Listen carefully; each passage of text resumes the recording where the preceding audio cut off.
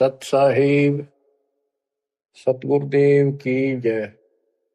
बंदी छोड़ कबीर साहिब जी की जय। बंदी छोड़ गरीबदास जी महाराज जी की जय। स्वामी राम देवानंद जी गुरु महाराज जी की जय हो।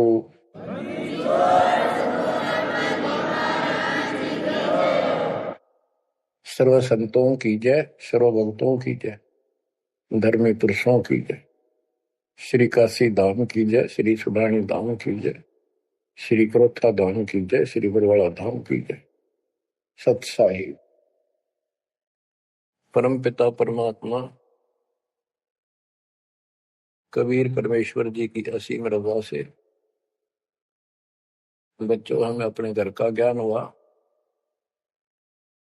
काल के लोक की पीड़ा कितनी भयंकर है, इससे डर बना इसका ज्ञान होने से। और सतलोक के सुख की चाह बनी आपको ये सच्चा मार्ग, सच्चा ज्ञान, सच्चा भगवान और सच्ची भक्ति पूर्ण सतगुरु प्राप्त है। अपनी किस्मत को सराहा करो, ये बंदी छोड़ उस मालिक के गुण गाया करो। ये परमात्मा, हम इतने निकम्मे इंसानों पर आपने कैसे दया कर दी। हम कैसा जुल्म करके आपको छोड़कर इस गंदे लोक में आए। आप कितने दयालु हो।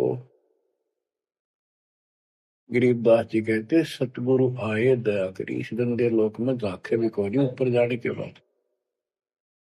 गरीबदास जी कहते सतगुरु आए दया करी इसे गंदे लोक में और उस सुख स्थान को छोड़कर। जैसे केशव और कबीर रूप में जब मालिक दोनों रूप धारण करके आपस में चर्चा करते हैं, हमें समझाते हैं। केशव कहता है कहो कबीर क्यों उतरे ऐसे मुल्क मलिन, इसे मलिन लोक में क्यों आए आप। और वो छोड़े हीरे मोती लाल वहां ऐसे सुख सुविधा छोड़े आप।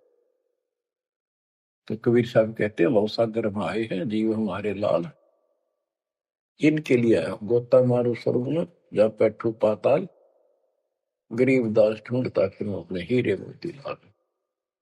देखो सतगुरु आए दया करी ऐसे दीन दयाल, बंदी छोड़ वृत्तास का उसका गुण है। बंदी छोड़ काल के लोक से छुड़वाने वाले और जक्ष अग्नि प्रतपाल, हमारा पालन पोषण धारण पोषण करने वाले वही हैं। बच्चों आपको इतना ज्ञान सुना दिया और सुना रहे हैं। इस ज्ञान से आपके अंतःकरण में ये फाइनल हो जाएगा एक दिन। क्योंकि बार बार कोई वस्तु सुनते हैं उसका धीरे धीरे असर बनना शुरू होता है। तो बच्चों परमात्मा प्राप्ति के लिए हम बहुत समय से प्रयत्न करते आ रहे हैं। युग बीत गए अपने को युग। अब आपको सरपंगी साक्षी के अंक की वाणी सुनाता,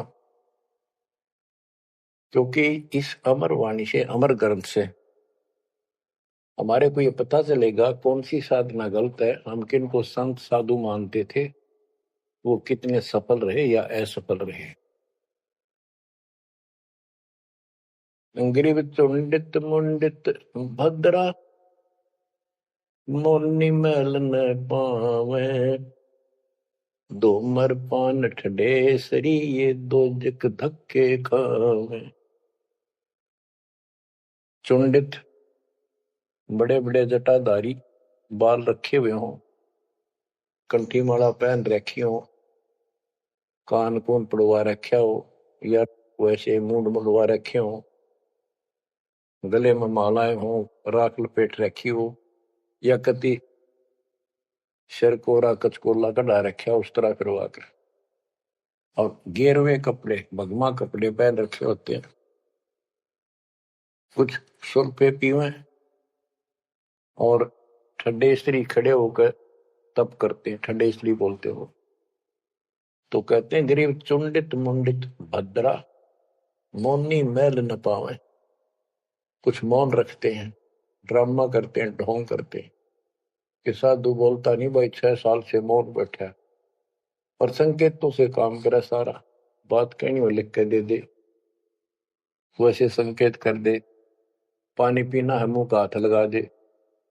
तो ये सिर्फ पाखंड है, भक्तिहीन इंसानों के ये कर्म है। गरीब चुंडित मुंडित भद्रा, मोनी मैल ना पावे, धूमर पान ठडेसरी, दोजक धक्के खावे। दोजक माने नरक। ये मैल नहीं पावे, सतलोक प्राप्त नहीं कर सकते, ये नरक में धक्के खाएंगे। गरीब योग नहीं यो रोग है, जब लग नाम न चीन, घर घर द्वारे भटकते, भेख बिना यकीन। ये योग माने साधना भक्ति नहीं है, ये तो मान बढ़ाई का रोग लगा हुआ है। जब तक सच्चा नाम, निज नाम नहीं मिलेगा, सच्ची भक्ति नहीं मिलेगी, ये जन्म मरण का रोग यूं का यूं बना रहेगा।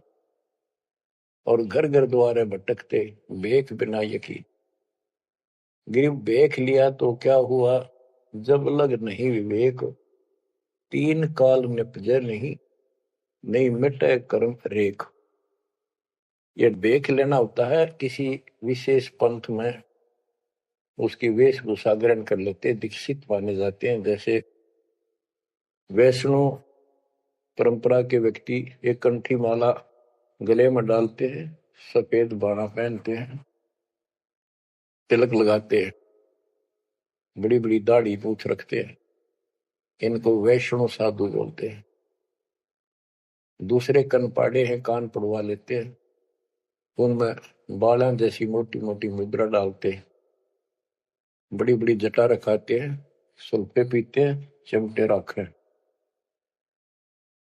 गरीब भेख लिया तो क्या हुआ, जब लग नहीं विवेक, 3 काल निपजे नहीं, नहीं मिटे कर्म रेख। कि ये अलग से कोई वेशभूषा बना के भाई ये आडंबर कर भी लिया, बिना विवेक बिना ज्ञान के इससे कोई लाभ नहीं होगा। 3 काल निपजे नहीं, यानी कदे भी लाभ नहीं होगा, कभी भी नहीं मिटे कर्म रेख, यानी कर्म के दंड, पाप कर्म नहीं कटेंगे। गरीब अधः कपाली तपत है, तल सिर ऊपर पैर, दम का खोज न जाने ही, क्या देही सो बैर। क्या बताते हैं कि कोई ऊपर न पैर और नीचे सिर करके तपता है, कोई किसी प्रकार से कठिन साधना करता है, कि तुम श्वास के सिमरण का, दम का खोज न जाने ही, क्या दे ही सो बैर। आप ठीक से भक्ति नहीं जानते, जो श्वास का सिमरण है उसका ज्ञान तुम्हें नहीं है, फिर इस शरीर के साथ क्यों दुश्मनी कर रखी है, इसकी दुरुक्ति कर रखी, इसको इतना कष्ट दे रहे हो। गरीब यादे ही सोंगी नहीं, महंगी रत्नों मोल, जय जाने तो राम जप, नहीं कुल कपाट न खोल। या देही, मनुष्य शरीर इतना सस्ता नहीं है, युगों युगों अच्छे पुण्यों के कारण, धर्म भक्ति करने के कारण मानव शरीर प्राप्त होता है, ये बहुत कीमती है। इसको ऐसे बकवादों मत को, पर तो साधना नहीं करते, करते हैं तो ये शास्त्र विरुद्ध करते हो, ये सब गलत बताइए। गिर पर्वत डूंगर क्यों चढ़ो, बस्ती तो जो न गाम, बन बस्ती में एक सा, जाके हृदय राम। पर्वत डूंगर क्यों चढ़ो, कहीं जाने की आवश्यकता नहीं है। परमात्मा की सच्ची भक्ति अपने घर पे करो, कहीं भी करो, वो सच्ची भक्ति होनी चाहिए। ग्रीव सत्य पुरुष निर्गुण कला, सरगुण कल्प विनोद, ओहम सोहम से भिन्न अक्षर को सोद। परमात्मा कबीर जी की भक्ति करो। और ओम सोहम तो आपको बता ही रखा है, इससे भी अलग एक मंत्र है, उस मंत्र को विशेष ध्यान से जाप करो। गिरि बिना साड साडू नहीं, सुनो से आनी लोए, सारा बरस भादुआ कारज सिद्ध ने होए। जैसे समय पर बारिश होती है तो उससे फसल अच्छी होती है, बगैर किसी समय के बारिश होती है तो उससे कोई लाभ नहीं होता। गरीब साध नदी और मेघ जल, कहीं कहीं है मौज, निंदत पापी मारिये, जिन घर दौड़े फौज। गरीब दैत दल दरमल, असुर दल आसगे, मंडी मसाणों निसंक फिरे, जीवे जब लग जोखिम नहीं, मरा जब निसंक मरे। यानी सच्ची भक्ति, परमात्मा कबीर जी की सत साधना पूरे सतगुरु से लेकर जो साधना करता है भक्त भक्तमती बच्चे, वो कहते हैं मंडी मसाणों, शमशान घाटों पर मंडियों पर जो लोग जहाँ पूजा बकवाद करते हैं और राक्षसों के झुंड ये भूत प्रेत घूमते फिरते हैं, कि इन मकी निसंग फिरो, निर्भय होकर घूमो, जीव जब लग जोखिम नहीं, और मरो जब निसंक मरो, कि परवाह ना करना। गरीबदास जी कहते हैं परमात्मा कबीर जी तेरे सक्षम है, अपने भगत को इतने जीवन रहेगा, इतने कोई टेंशन नहीं होने देंगे, कोई दिक्कत नहीं आने देंगे। मरा जब निर्भय होकर शरीर छोड़ देना, आपके लिए विमान तैयार मिलेगा, टेंशन ना लेना। गरीब चंद्र सूर्य की आयु लग, जे जीवकार है शरीर, सतगुर से भेटा नहीं तो अंत कीर का कीर। चंद्र और सूर्य, चांद और सूरज की आयु लग, यदि जीव का शरीर रहे और सच्ची भक्ति पूरे सतगुरु से प्राप्त नहीं हुई तो कितनी साधना करता दिखता, अंत में कीड़ा मकोड़ा, कीर का कीड़। गरीब एक पलक जुग जीवना, जे सतगुरु भेटा होए, रोम रोम तारी लगे, सुरति सुहंगम पोए। कि एक पलक यानी कुछ समय के लिए भी सच्चे सतगुरु की आपने संगत सत्संग सुन लिया तो धीरे धीरे आत्मा उसको कैच करती चली जाती है, रुचि बढ़ती चली जाती है, और फिर अंत में दीक्षा लेकर अपना कल्याण कराता है। गरीब डेरे डंड खुसरो हो, खुसरे लहन मोक्ष, ध्रुव प्रहलाद उधर गए तो डेरे में क्या दोष। जैसे गलत धारणाएं पैदा कर रखी है कि मोक्ष तो उसको प्राप्त होगा जो घर छोड़ जाएगा, जंगल में कठिन तपस्या करेगा, परिवार का मोह त्याग देगा और ब्रह्मचारी जीवन जिएगा। तो यहां गरीबदास जी स्पष्ट करते हैं कि डेरे डंड खुश रहो, ये खुसरे लहे ना मोक्ष, अपने घर पर रहो आराम से। यदि ब्रह्मचर्य का पालन करने मात्र से और जंगल में बैठ जाने से मोक्ष होता है तो ये खुसरे इजड़े तो सारे पार हो जाए, नहीं, ऐसा नहीं है। आप मानते हो ध्रुव पार हो गया, आप मानते हो प्रहलाद पार हो गया। ध्रुव 5 साल की उम्र में भक्ति के लिए निकला, कठिन साधना की, उनका विश्वास देखकर भगवान ने उनको दर्शन दिए।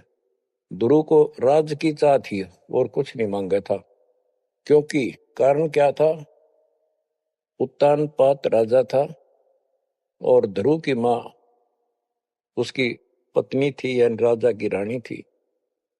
उसको कोई संतान नहीं हुई, वृद्ध अवस्था हो गई थी, आधे से ज्यादा उम्र हो गई थी।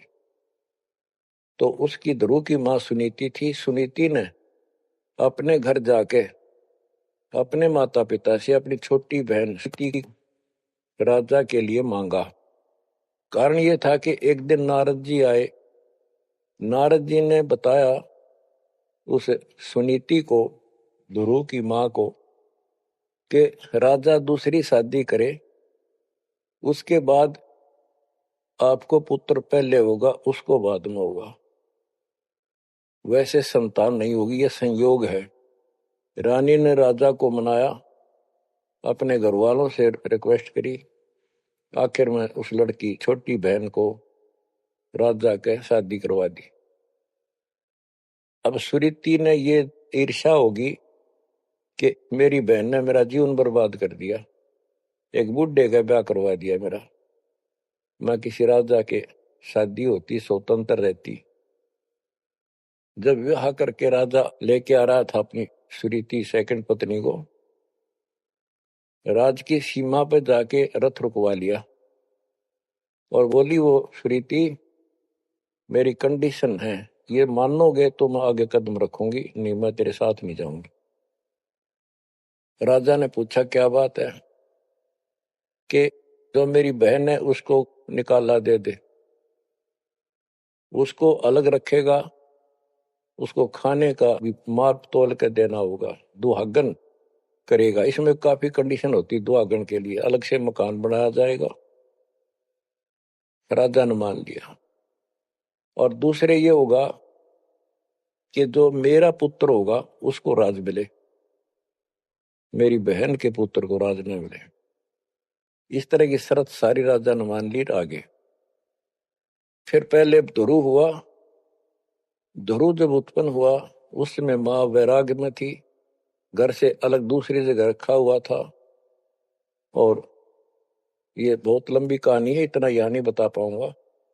तो उत्तम को राज दे दिया, ध्रुव को धिक्कार दिया, भगा दिया उसकी मां ने। तो ये लंबी कहानी है, या इतना समय नहीं मैं आपको बता पाऊंगा।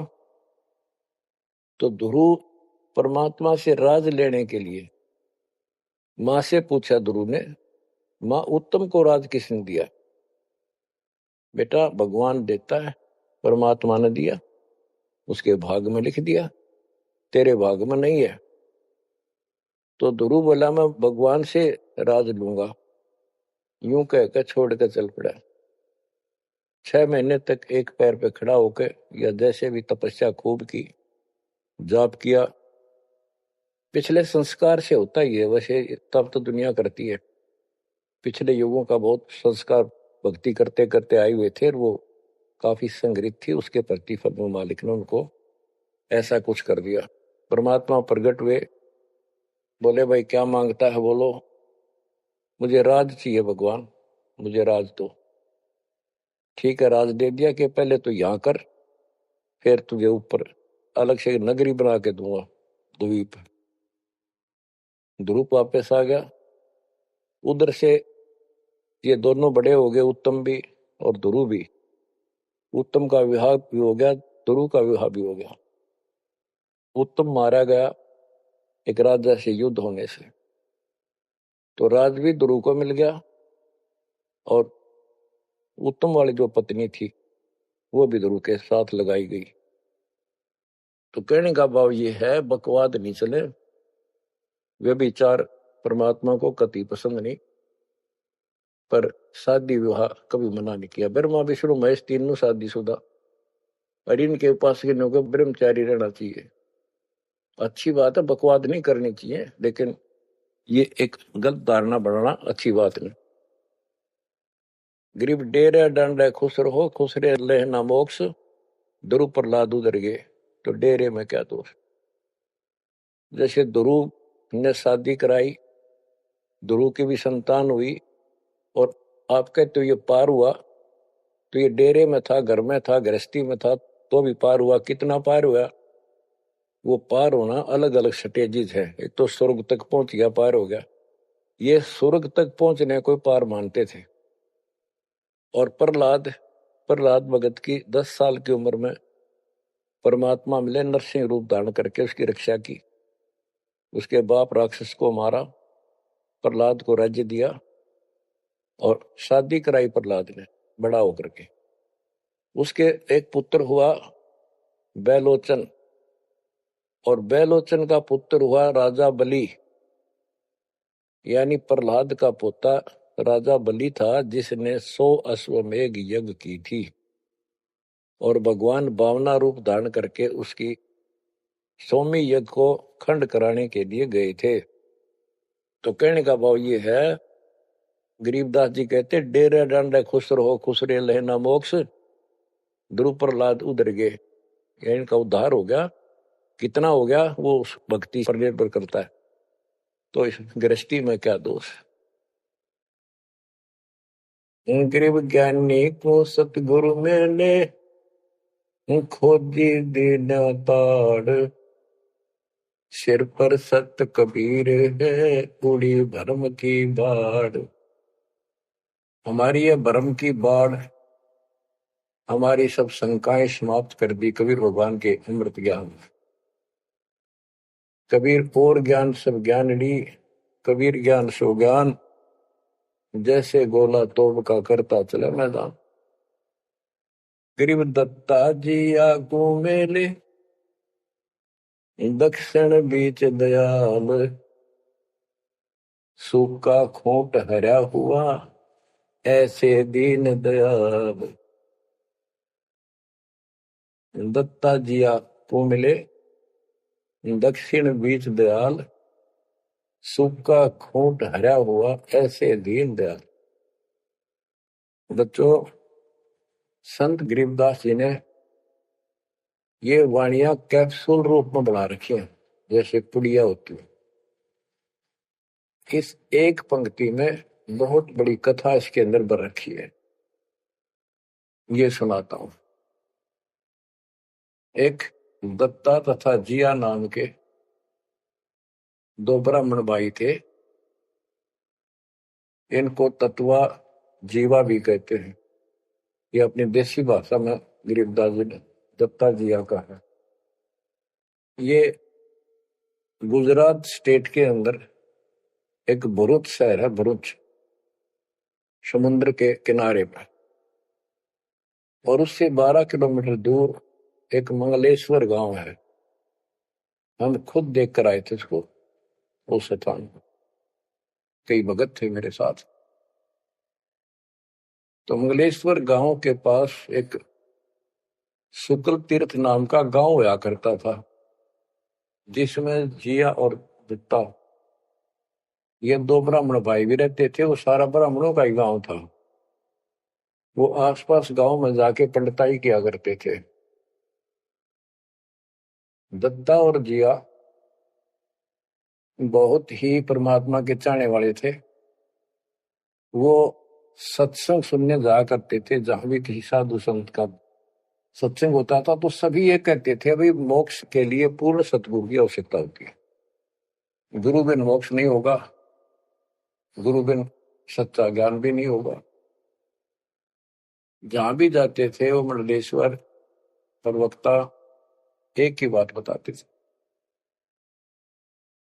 तो जीवा और दत्तवा ने दोनों भाइयों ने विचार किया कि भाई जहां भी हम सत्संग जिसका सुनते हैं वही हमें तो बहुत पूर्ण गुरु लगे। जिसके विचार सुनते हैं वो उससे भी अच्छा लगता है। और पूरे गुरु बिना बात नहीं बने, मोक्ष नहीं हो। ये तो असंग जन्म हमने जन्मते और मरत्या को होगे। जैसे परमात्मा कबीर जी क्या करते हैं, किसी भी रूप में आकर, और कहीं जैसे मेले मेले भरा करते तीर्थ तीर्थों पर, वहां चले जाते थे। वहां खड़े होकर शब्द सुनाने लग जाते और 10, 20, 50 व्यक्ति भगवान के चाहने वाले उनकी बातें सुना करते थे। तो जीवा और दत्ता को किसी स्थान पर परमात्मा उन्हीं के लिए जाते हैं क्योंकि वो भटक रहे भगवान की। ये बातें बताई कि पूर्ण सतगुरु हो, सच्चा ज्ञान हो, और तब मालिक का राह मिलेगा, मोक्ष मिलेगा। असंग जन्म पर मत होगे, कुछ नहीं हाथ लगा रहे, इस तरह की जबरदस्त बातें बताई। तो उनसे वो प्रेरित हुए। उनको नहीं पता था ये कौन है। उन्हें तो एक भगत माना, गीत गा शब्द शब्द सुनाने वाला। फिर वो साधु संतों की तलाश में चल पड़े। जहां भी जावे एक से एक बढ़िया लतीफेदार प्रवचन करे, बड़ी बड़ी कथा सुनाए, संस्कृत की भाषा में जबरदस्त प्रवचन करे। आखिर उन्होंने सोचा भी एक हम कैसे निर्णय करें, यो संत पूरा हरियो नहीं, हम किसी को पूरा संत मानकर उसके आश्रित हो जावा, अंत में उस पता चले उस पूरा नहीं, मनुष्य जीवन तक गया ही, ये बार बार नहीं मिलेगा। आखिर में उन्होंने एक फैसला कर लिया कि हम एक बड़ के पेड़ की सूखी टहनी लगाएंगे, गमला बना कर धरती में गड्ढा खोद कर जैसे पौधा लगाया, और जिस संत के चरणामृत से ये हरी होगी हम उसको गुरु बनाएंगे। उन्होंने सब मंडलेश्वरों जहां भी कोई चर्चित संता होंगे बेचारे दुख सुख पाकर पैदल चल लगे, उनके चरण धोए, महाराज चरणामृत देते, कौन मना करे चरणामृत को, लावे और डालना, कोई कुछ नहीं हुआ। क्योंकि आखिर में उन्होंने कहा है परमात्मा धरती पे संत नहीं है, और संत नहीं है तो हमारा मोक्ष नहीं, इसलिए हे परमात्मा हमारा को मानुष जीवन शेष बचा है, इसको खत्म कर दो, हम दोनों को मार दो, कभी पृथ्वी पर संत हो तब जन्म देना। यूं कहकर खूब फूट फूट कर रोने लगे। काफी देर रोज ही टेंशन में रहने लगे, खाना पीना लगभग छूट गया।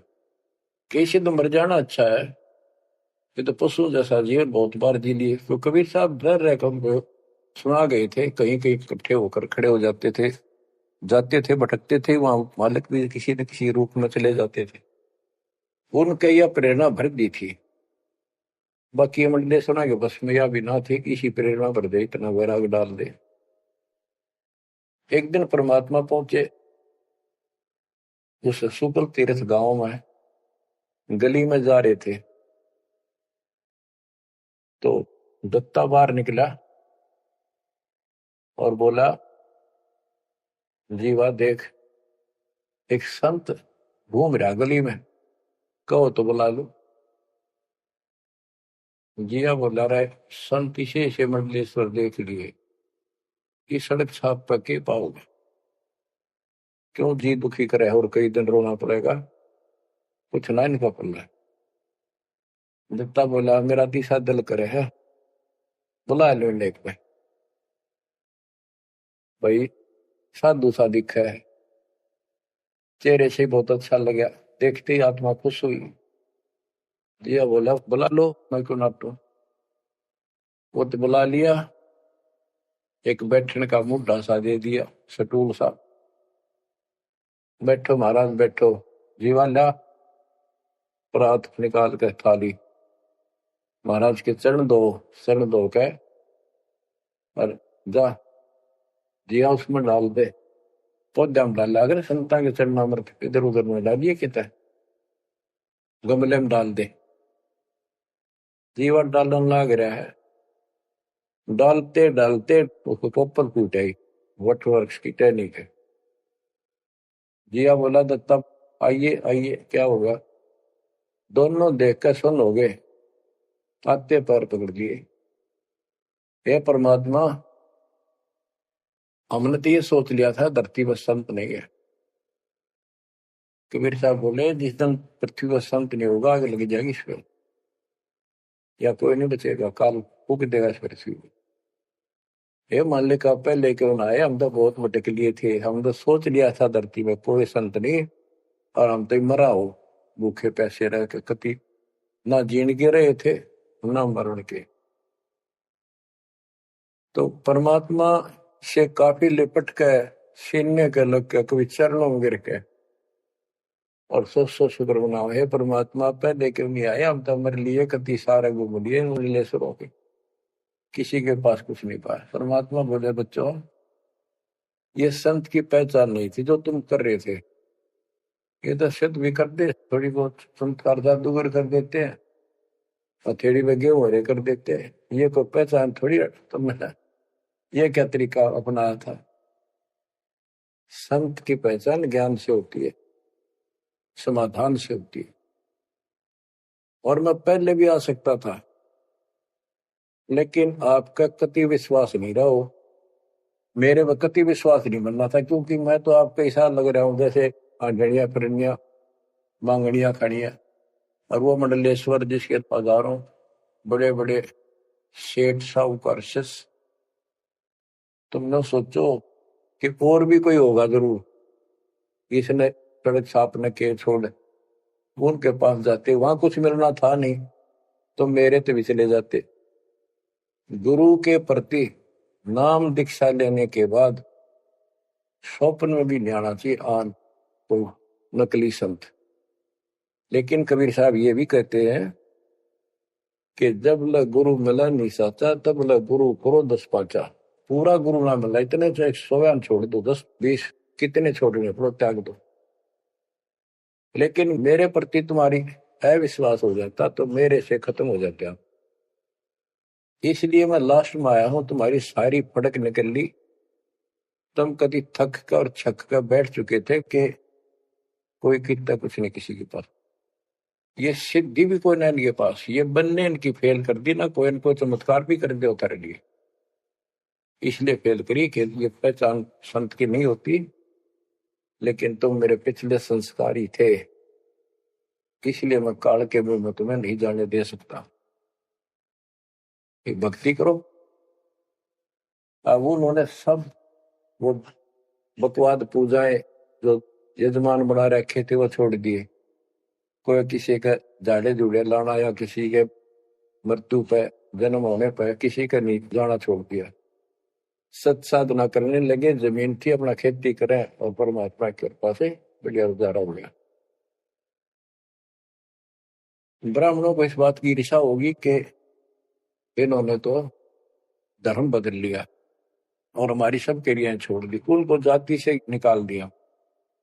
फिर क्या होता है, चलो निकाल ले रो जाति तो कोई फर्क नहीं पड़ता, उन्हें तो अपना कमा के खाना था और भक्ति करनी थी, मोक्ष पाना था।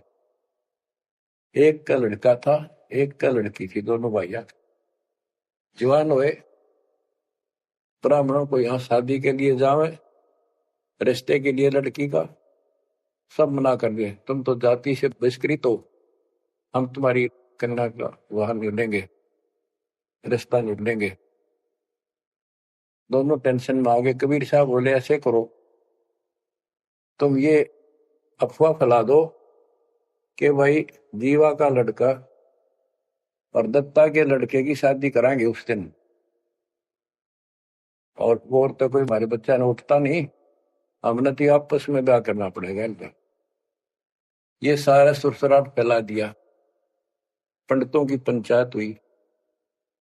उन्होंने कहा भाई विचार किया कि ये तने कब में होंगे सो होंगे, फिर बच्चों का क्या दोष है, बच्चा नाम ब्याह भाई, ये तो जुल्म होगा, कति दिन भ्रष्ट हो जाएगा, पान भाई का ब्याह कदे हुआ करे रह, कति दुनिया थूकेगी हमारे गांव के गांव को। पंचायत होने के बाद 10-20 आदमी आए, इन्हों बोले भाई सुन दो, यू कदम उठाओगे तुम, यह बेटी मारी है, बेटा मारा है, हम इनका रिश्ता करें। दोनों का रिश्ता हो गया।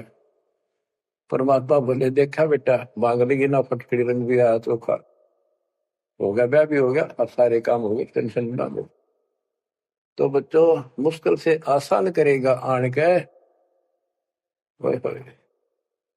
एक के 100 बंजारा उतरा जान के।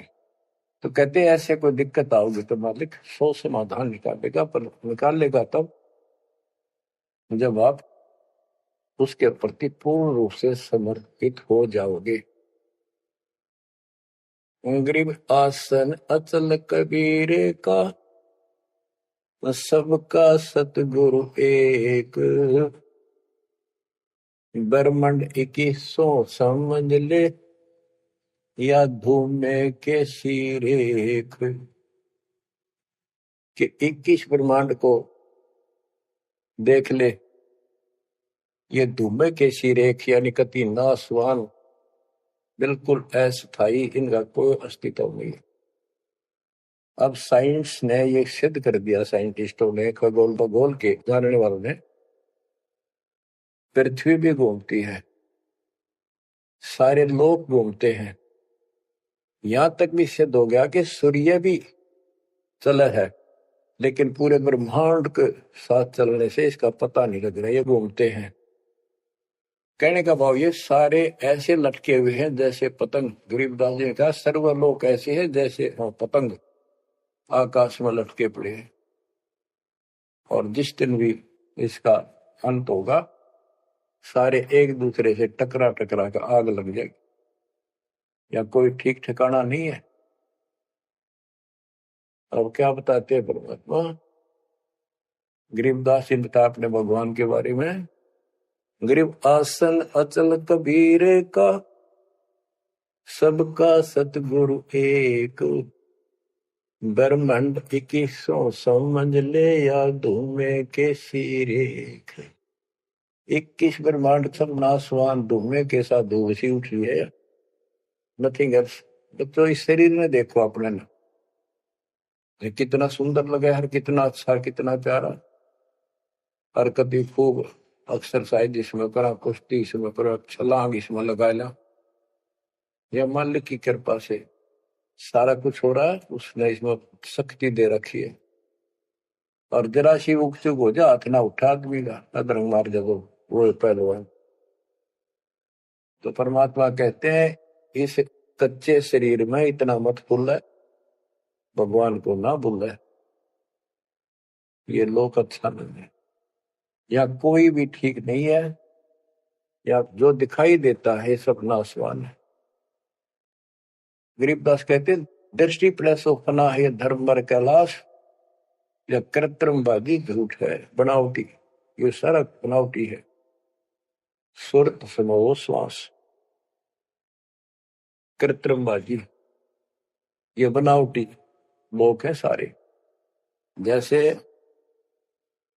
करने नो दीदार में प्यारा है एक शब्द है परमात्मा कबीर साहब का, उसमें बताया है कि आदि माया की नी चतुराई और झूठी बाजी पिंड रचाई, ताका प्रतिबिंब डारा है। सतलोक की जो व्यवस्था ऐसी ही है, उसमें भी बहुत द्वीप है, और ऐसे ही मानव स्त्री पुरुष शरीर है, लेकिन वो अमर है, ये नासवान है। ये समझो मिट्टी के और वो सोने के। वहां का जो शरीर है वो अमर है, वहां के देवता रूप हम सब देव देवी रूप हो जाते हैं वहां पर, लेकिन इस भक्ति के शक्ति से होते हैं। तो उसकी नकल कर रखे आप, टोटली नकल। ये शरीर कितना सुंदर लगा आपका, मृत्यु के बाद इसको फूकते हैं ना, 1 किलो राख हो जाती है। और ये देखो क्या था ये बच्चों, यहाँ का सब सब व्यवस्था कति नकली और नाशवान है। चारों वेदों का ज्ञान नकली, जिनको हम भगवान मानते थे वो भगवान नकली। हमारे को कति मूर्ख बनाकर रख रखा है। हमारी ऐसी स्थिति थी आज के दिन, आप इसने मानो चाहे ना मानियो, 100 की 100 साची। हमारे बस की बात नहीं, ये याद तो रखनी पड़ेगी आपने, आपका बस का भी नहीं है कि इसका मन हटा लो। इसके मन हटाने की विधि हमारे पास है। इस ज्ञान को जरूर सुनते रहो, 100 काम छोड़ कर सुनो जब तक दाता ने रजा कर रखी है। ये आपको अंदर से मांझ देगा आत्मा न कति, आत्मा को इतनी प्रबल कर देगा ना, कति अटक कर खड़ी हो जाएगी इस मन के साथ। एक दिन इसका डट का मुकाबला करेगी। तो जब हाथ खड़े कर दे है या मन डरा दे इसने, नो हो जाएगा, काम छोड़ देगा, और नहीं नो हो जाएगा, नुकसान हो जाएगा। इस ज्ञान से इतनी मजबूत हो जाए कि होने दे जो होगा, और मरे गए तो फिर ये काम लग के चट पाएंगे। ज्ञान बिना बात नहीं बना करती। गोरख से ज्ञानी गणे दुनिया ज्ञान बताती फिर है, और बहुत सी छोटी छोटी बातों से प्रसिद्धि पता नहीं कौन पाले हैं। कोई कहते बड़ा बाल ब्रह्मचारी है, उसी से उसकी महिमा होगी। गोरख से ज्ञानी गणे सुख दे जति जिहान, और सीता सी वो बारी संत दूर स्थान। इस ज्ञान को सुनते रहो, और फिर यह भक्ति जो दे रखी, ये आपकी आत्मा को इतना प्रबल कर देंगी, ताकतवर बना देगी, रेसलर। जब वक्त आओगे यहाँ से जाने का, इस मन में पटक देगी ठाक है, और सब मोह ममता से मन एकदम हट जाएगा, पट जाएगा। हटा ही नहीं हटता है इस ज्ञान से और इस भक्ति की ताकत से। तब पीछा छूटेगा आपका, कदे बात बना इस काम नहीं बनेगा। या सब कुछ झूठा, जैसे व्यापारी लोग क्या करते हैं, भैंस का काटड़ू मर गया बच्चा, उसकी खाल उतरवा के उसमें तूड़ा भरवा दिया करे, ना उसका मुंह होता है पुछड़ पुछड़ और बाल बूल ऐसे ही होते हैं, और भैंस के सामने रख दे, वो उसी को अपना बच्चा मान लेती है, उसको चाटती है, लाड करती है, उसको लेकर टाइम का रस्सी में चलते हैं वो, उसके पीछे पीछे रहा रहा रहा करती भागती रहती। इतना दिमाग है उसके अंदर। आज अपने अंदर इतना दिमाग छोड़ रखा काल ने, जैसे या कोई इंजीनियर बना रहे हो तो साइंटिस्ट बना बैठा रहो, और कितना कुछ बातें बनाने वाला एजुकेटेड समझ ले। क्या है ये बच्चे, हाड चाम मांस के लो चढ़े ऊपर चाम लपेट रखा, क्या ये शरीर है? और इसमें इतना मोह बढ़ा दिया, हमारे बस का नहीं, हो ही नहीं सकता। वो वैसे ने कौन समझावा कि ये ऐसा नहीं है, इसमें कुछ नहीं है, कोई बात नहीं, आप इस ज्ञान न सुनते रहो, आपको भी और इस सारे के सारे परिवार को भी परमात्मा वहां ले आओगा, धीरे धीरे धीरे धीरे आप पर रंग कट जाएगी, किसा शरीर हो किसा भी हो। तो ये शरीर जो है ना, परमात्मा की कृपा से आपको एक दिन ऐसा हो जाएगा कि यहां से तो जाना पड़ेगा। और बच्चों ने भी दीक्षा ले ली, सत्य राह पकड़ गई, क्योंकि हमारा लाइन पाना कठिन था, बच्चों का बहुत आसान हो गया। तो माता पिता से ही राह पर चल रही है, लग जाएंगे कि ये तो जन्म से ही इस मार्ग पर चल रहे, इनकी तो मुक्ति गारंटीड है, और है आपकी भी। आप दृढ़ रहो कि संसार की व्यवस्था से पूरी तरह परिचित हो जाओ। दृष्टि पड़े सो धोखारी, खंड पेंड ब्रह्मांड चलेंगे, फिर नहीं रसी लोकारे, फिर नहीं रसी लोकारे। गरीबदास जी जब ये वाणी लिखवाया करते, ऐसे बोल बोल के लिखवाया करते जैसे दास बोल रहे हैं। एक तो इसमें लिखने वाले को टाइम मिल जाता, और उनकी आंखों से आंसू निकलते थे कि देखिए किसे मूर्ख बना रखे, आप पर काल में जुल्म कर रखा है परमात्मा के बच्चों के साथ। दृष्टि पड़े सो धोखारी, खंड पेंड ब्रह्मांड चलेंगे, फिर नहीं रहसी लोकारे, फिर नहीं रहसी लोकारे। रज गुण ब्रह्मा, तम गुण शंकर, सतगुण विष्णु कहावरी, चौथे पद का वेद नियारा, कोई बिरला साधु पावे। बच्चों कितना क्लियर ज्ञान, ये सूक्ष्म वेद है, वेद। जैसे मार्कंडे पुराण में आपको दिखाया, रजगुण ब्रह्मा, सतगुण विष्णु, तमगुण शिव, ये तीन प्रधान शक्ति हैं काल की, और यही तीन गुण है, यही तीन देवता है। कबीर साहब ने सूक्ष्म वेद में कहा है, गुण तीनों की भक्ति में भरम पड़ो संसार, कह कबीर निज नाम बना, कैसे उतरो पार। तीन गुणों का मतलब, तीन देव की जो करते भक्ति, उनके कबू ना हो मुक्ति। बता सिद्धि इस बात ने कोई कह को पर विश्वास करता अपने। अब तो इतने प्रमाण धर दिए ठाक है, गुंजाइश नहीं छोड़ी मन को कि यो बकवाद कर दे झूठ से, या आपकी किस्मत जोर करनी कि आपने इसको ध्यान से सुन लिया, समझ में आ गया। रजगुण ब्रह्मा, सतगुण विष्णु, तम गुण शिव जी, स्पष्ट कर दिया गरीबदास। और चौथे पद का इनका पिता चौथा, इन अपने पिता का भी नहीं पता आज तक, क्या माया बुका दे है न, इसने उसको धमका रखा कि मेरा भेद नहीं दे देगी, या इसके वश पड़ेगी तो क्या करे बेचारी।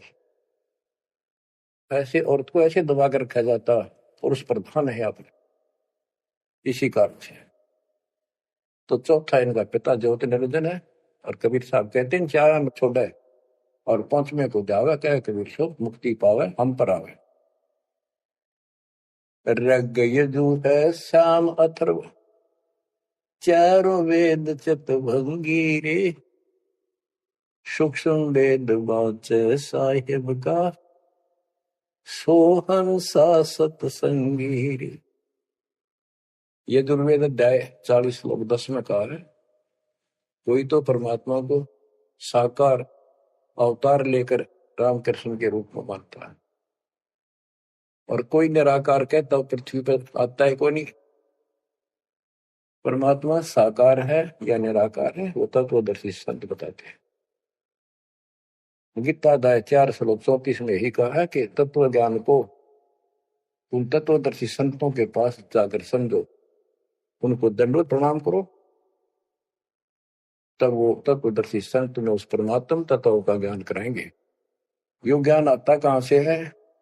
चौथे अध्याय के 32वें श्लोक में श्रीमद् भगवत गीता ने स्पष्ट कर दिया, सच्चिदानंद गण ब्रह्म ब्रह्मणे मुखे, सच्चिदानंद गण ब्रह्म यानी परम अक्षर ब्रह्म अपने मुख कमल से जो वाणी बोलता है उसमें यो पूर्ण ज्ञान होता है, और उस ज्ञान से मोक्ष होगा। वो ज्ञान कोई तत्वदर्शी संत बताएगा। इससे सिद्ध है न वेद में वो ज्ञान न वो गीता में, हो गया चितवंगी।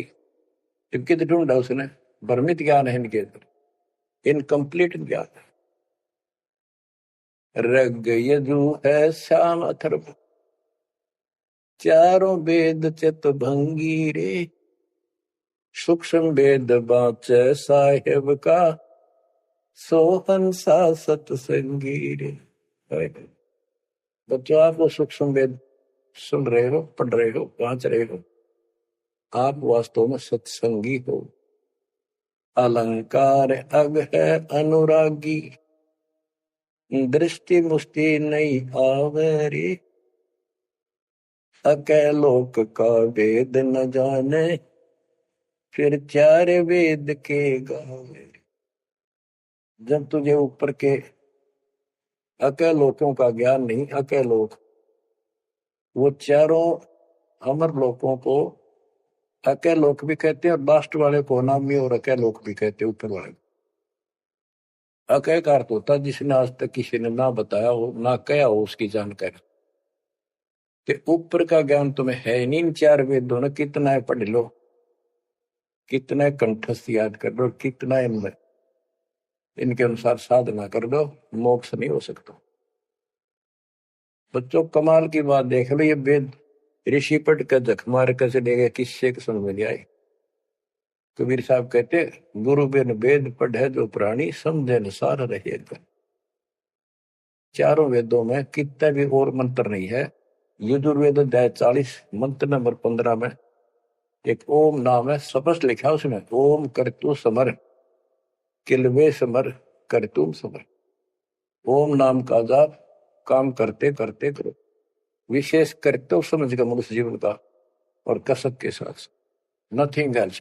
ऐसे गीता चारों वेदों का सारांश है। 8वें अध्याय के 13वें श्लोक में लिखा है, ओम इति एक अक्षरम ब्रह्म व्यवहारण मां मनुष्य, यह प्रियाति तदन देह सयाति परमाम गतिम। मुझ ब्रह्म का केवल एक मंत्र है, इसका एक अक्षर का अंतिम सांस तक इसकी जो भक्ति करता है, इससे प्राप्त होने वाली मुक्ति प्राप्त करता है ब्रह्म से। श्री देवी महापुराण के अंदर 6ठे सेकंड में हिमालय राजा को देवी फाइनल कर देती है कि राजा तू और सब बात छोड़ दे, मुक्ति चाहता है तो मेरी साधना ही भूल जा, तो ब्रह्म की भक्ति कर। उसका ओम नाम है, वो ऊपर दिव्य आकाश रूपी ब्रह्म लोक में रहता है, तेरा कल्याण वहां चला जाएगा। गीता अध्याय 8 श्लोक 16 में कहा कि ब्रह्म लोक में गए हुए पुनरावृत्ति में उनकी जन्म मृत्यु सदा रहेगी। अलंकार अग है अनुरागी, दृष्टि मुष्टि नहीं आवरे, अकैलोक का वेद न जाने, चार वेद के गावे। गीता अध्याय 15 श्लोक 4 में कहा है कि ज्ञान की प्राप्ति के पश्चात परमेश्वर के उस परम पद की खोज करनी चाहिए, जहाँ जाने के बाद साधक फिर लौटकर संसार में कभी नहीं आते। आवे जावे सो हंसा कही है, परम हंस नहीं आया रे। पांच तत्व तीन गुण दूरा, या तो कहिए माया रे। सुन मंडल सुख सागर दरिया, परम हंस परवाना रे। सतगुरु मंदी भेद लखाया, है सतलोक निदाना रे। वो परम पद, वो परम स्थान, वो सतलोक है। दादानी के बाद लौट कर गए।